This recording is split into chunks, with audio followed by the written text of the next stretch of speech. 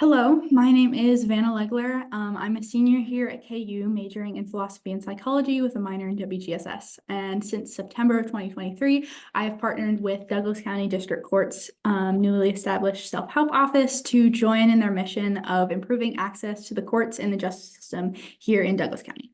So the office officially opened in May of 2023 with the goal of providing informational and logistical support to community members interacting with the legal system.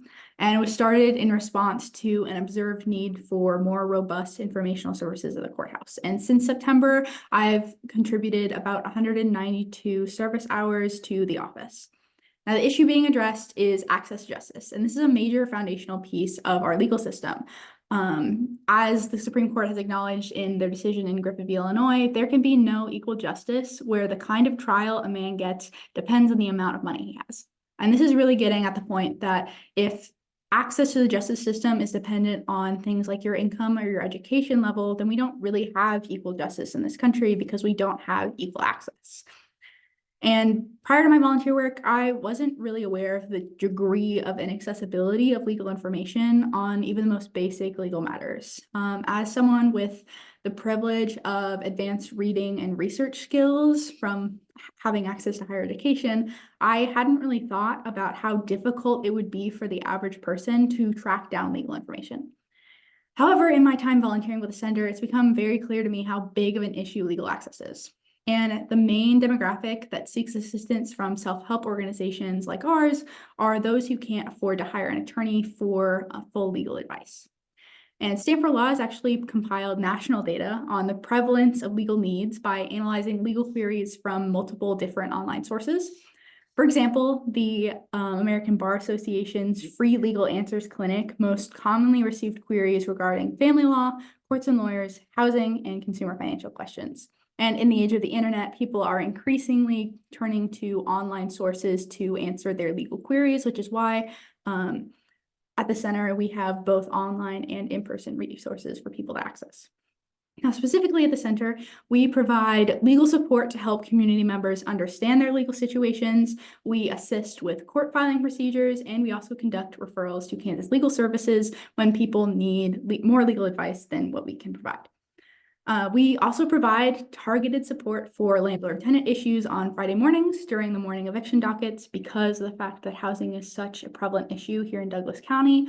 This is a very busy, high-volume day for us between 8 and 9 a.m. on Friday mornings because there are a lot of people there at the same time, and most of them have no idea what the eviction process looks like. So we're answering a lot of those procedural questions to make sure that people understand the process so that they can effectively represent themselves in court. So since the center is so new, much of my work personally has been both assisting community members and also working on the back end to improve the center's service to the public going forward. So I've analyzed research from Stanford Law, I've made public-facing informational materials, and I've also actively suggested changes in protocol to better help people in the future based on my experience. And I'm currently working on a proposal to redesign the website and our online materials based on the data on accessibility of online materials that Stanford has gathered. Now, because we can't provide legal advice and we only deal with civil matters, we really have to strike a balance between providing useful information and assistance to people without overstepping the boundaries of our legal position. So part of my work has been designing training programs for fellow volunteers who have less background in legal knowledge than I do.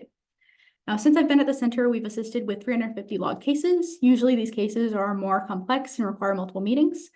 When we deal with high traffic days, such as Friday mornings or highly emotional situations, we often don't burden community members that come to us with filling out forms for our own record keeping. So based on the number of smaller queries and emotional situations that I've dealt with personally, I would probably estimate that we have assisted probably 150 to 200 more people between the September and April timeframe than we have officially reported.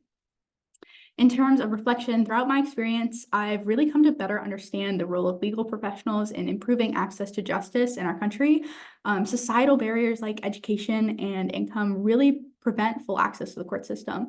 And I think my experience has really informed the work that I will engage in the future as someone who is going to law school and plans on becoming an attorney. So self-help centers and pro bono work really fill these gaps in communities. And so I plan on really continuing and focusing on participating in programs like these that are aimed at improving access to justice, both in law school and in my career as an attorney. Thank you for listening.